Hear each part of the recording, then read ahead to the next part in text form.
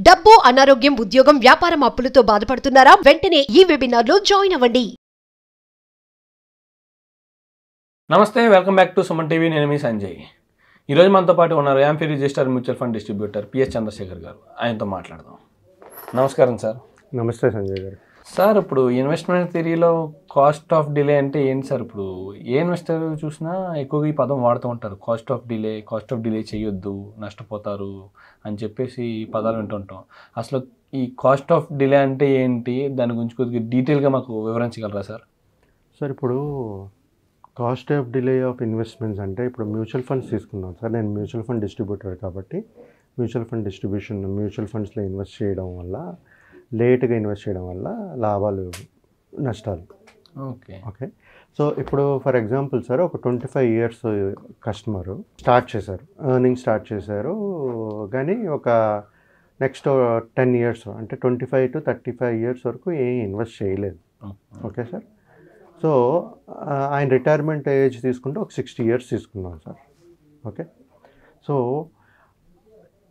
60 years అంటే 35 to 45, 45 to 50 అంటే 25 years ఆయన స్టార్ట్ చేయడం మొదలెట్టారు. ఇన్వెస్ట్ చేయడం ప్రతి నెల ఒక 10,000 సిప్ స్టార్ట్ చేశారు సార్. అంటే అట్ ద ఏజ్ ఆఫ్ 35 ఒక 10,000 సిప్ ప్రతి మంత్ ఒక 10,000 సిప్ స్టార్ట్ చేశారు ఇన్వెస్ట్మెంట్స్.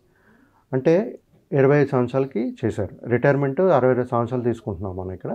60 సంవత్సరాలకి రిటైర్ అయిపోతారు. 25 years ఇన్వెస్ట్ చేస్తున్నారు. 10,000 చొప్పున సిప్. ఒక 12% రిటర్న్ వేసుకుంటాయి సార్ మినిమము. ఆయన ఇన్వెస్ట్ చేసిన అమౌంట్ 30 లక్షలు సార్.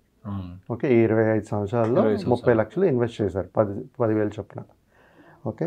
ఆయనకు వచ్చే వాల్యూ 1.190 సార్. 1,90,00,000 సుమారుగా వస్తుంది ఆయన maturity value. Okay sir. 25 years. అదే ఇప్పుడు అదే 25 సంవత్సరాలు ఇంకో కస్టమర్ తీసుకున్నాం సార్. ఆయనకు వచ్చిన వెంటనే సిప్ స్టార్ట్ చేశారు. ఓకే. 25 సంవత్సరాలకే స్టార్ట్ చేశారు. ఆయన దగ్గర సమయం ఎంత ఉంది? 35 సంవత్సరాలు ఉంది ఆయన దగ్గర. ఇందాక ఆయన దగ్గర 25 సంవత్సరాలు ముందు చెప్పుకున్నా, ఈయన దగ్గర 35 సంవత్సరాలు. ఈయన దగ్గర టైము 35 సంవత్సరాలు ఉంది.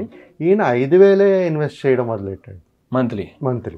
ఆయన 10,000 చేశారు 25 సంవత్సరాలు.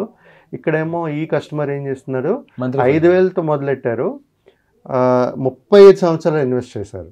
అంటే అక్కడ 10 సంవత్సరాల్లో ముందు స్టార్ట్ చేశాడు ఆయన. అవునండి. ఇన్వెస్ట్మెంట్ ఈయన రిటర్న్స్ చూసుకుందాం సార్. 12% మాట్లాడుకుంటే ఈయన ఇన్వెస్ట్ చేసిన అమౌంట్ 21 లక్షలే. 21 lakhs ఇన్వెస్ట్ చేశాడు. 5,000 ఇన్వెస్ట్ చేసిన 30 సంవత్సరాల్లో 21 లక్షలు ఇన్వెస్ట్ చేశాడు. ఆయన రిటర్న్ చూస్తారా? 12% రిటర్న్స్ వేసుకుంటే 3.25 crores. 3,35,00,000 రూపాయలు. 3,25,00,000. 3,25,00,000. 3,25,00,000 ఎక్కడ? 1,90,00,000 ఎక్కడ? ఓకే. అంటే 10 సంవత్సరాల గ్యాప్ చూడండి. 10 సంవత్సరాల ముందు ఇన్వెస్ట్ చేసి తక్కువ 5,000తో సిప్తో ఇన్వెస్ట్ చేసి ఆయన 3 కోట్ల చిల్లర వచ్చింది. ఎవరైతే 10,000 స్టార్ట్ చేశారు కానీ 25 సంవత్సరాల సమయంలో ఆయనకు వచ్చింది ఎంత సార్? 1,90,000. 1,90,00,000. టోటల్ ఇన్వెస్ట్మెంట్ ఎంత పెట్టాడు సార్ ఆయన? ఫస్ట్ సిప్ 10,000 కట్టారు సార్. ఆయన 25 సంవత్సరాలు కట్టారు. 12% రిటర్న్స్ తీసుకున్నా ఆయన 21 లక్షలు వేశారు, ఇన్వెస్ట్ చేశారు. ఆయనకు వచ్చిన డబ్బులు 3.24 వస్తుంది. ఆయన చేసింది 30 సంవత్సరాలు. ఓకే.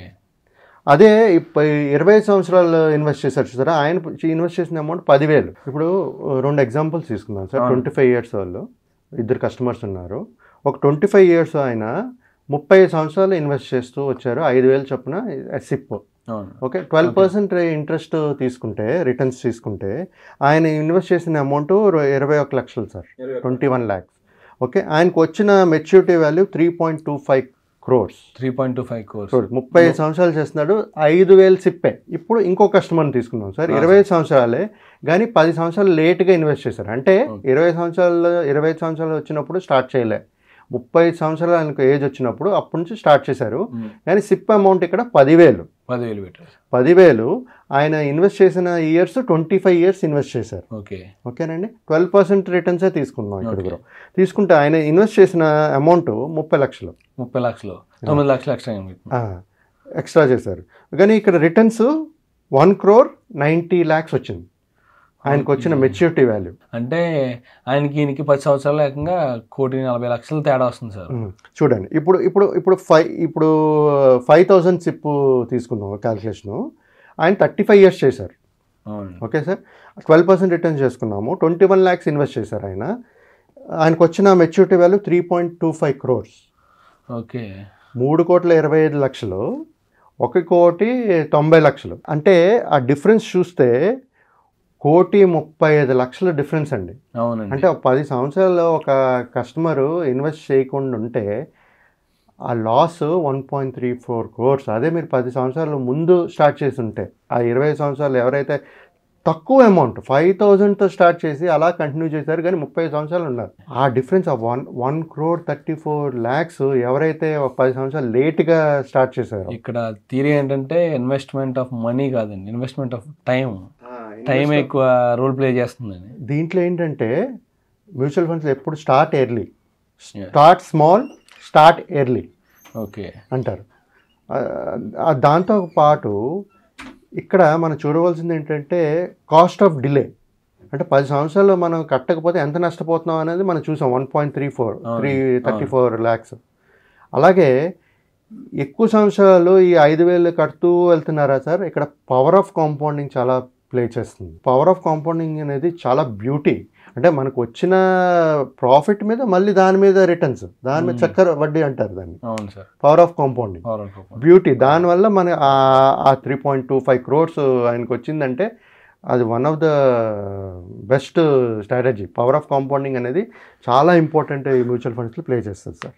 ఓకే సార్, ఇప్పుడు 10 సంవత్సరాల్లో ఇన్వెస్ట్మెంట్ లేట్ చేయడం వల్ల ఏకంగా ఆయన 1,35,00,000 వరకు నష్టపోతున్నాడు ఇన్వెస్ట్ చేసే వ్యక్తి. ఆయన 10 సంవత్సరాల తర్వాత ఎంత ఎక్కువ ఇన్వెస్ట్ చేసినా ఇన్వెస్ట్మెంట్ అనేది లాంగ్ టర్మ్లోనే ఎక్కువ కీ రోల్ ప్లే చేస్తుందని చెప్పేసి అంటున్నారు మీరు. అవును సంజయ్ గారు, ఇప్పుడు చూడండి, అంటే మనకి ఏజ్ పెరుగుతూ ఉన్నప్పుడు మనం సిప్ అమౌంట్ పెంచుకోలేము.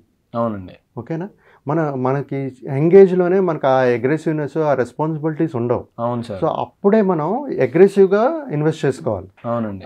మనకి ఆ క్యాపబిలిటీ ఉంటుంది, ఆ టైము ఉంటుంది. అవును సార్. అది చేసేటప్పుడు ఈ పవర్ ఆఫ్ కాంపౌండింగ్, ఈ కాస్ట్ ఆఫ్ డిలేది మనకి అవాయిడ్ చేయొచ్చు ఎర్లీ స్టార్ట్ చేసుకుంటే. అలాగే పవర్ ఆఫ్ కాంపౌండింగ్ అనేది చాలా బ్యూటీ కాన్సెప్ట్ మన ఈ మ్యూచువల్ ఫండ్స్లో మనకి ఇచ్చే రిటర్న్స్.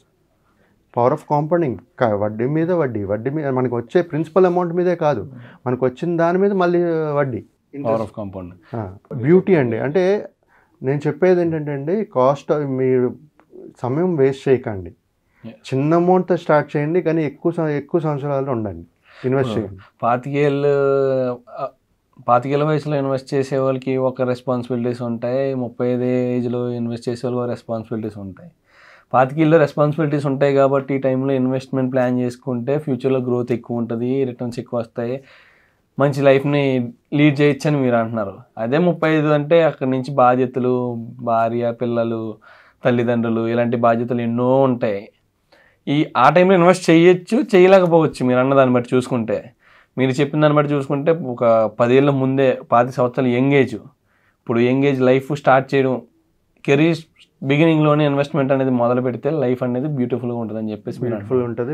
పవర్ ఆఫ్ కాంపౌండింగ్ చాలా ఇంపార్టెంట్ రోల్ ప్లే చేస్తుంది. ఇప్పుడు అదే కాదు సంజయ్ గారు, ఇప్పుడు ఉద్యోగం చేసేవాళ్ళు ఈ 25 to 30, 40 years వరకు ఉంటుంది. తర్వాత కొన్ని ఉద్యోగాలు ఉండదు, వాళ్ళకి కట్టలేకపోతారు. సో ఇవన్నీ చూసుకుని ఎర్లీ స్టేజ్లోనే ప్లాన్ చేసుకోవాలి sir. Okay sir, thank you very much sir. Cost of delay అంటే ఇంత నష్టం జరుగుద్ది, ఇన్వెస్ట్మెంట్ లేట్ చేయడం వల్ల ఇంత నష్టపోతారని చెప్పేసి ఇంత డీటెయిల్ ఎక్స్ప్లెనేషన్ ఇచ్చినందుకు మాకు thank you very much sir. నమస్తే. Thank you Sanjay, thank you.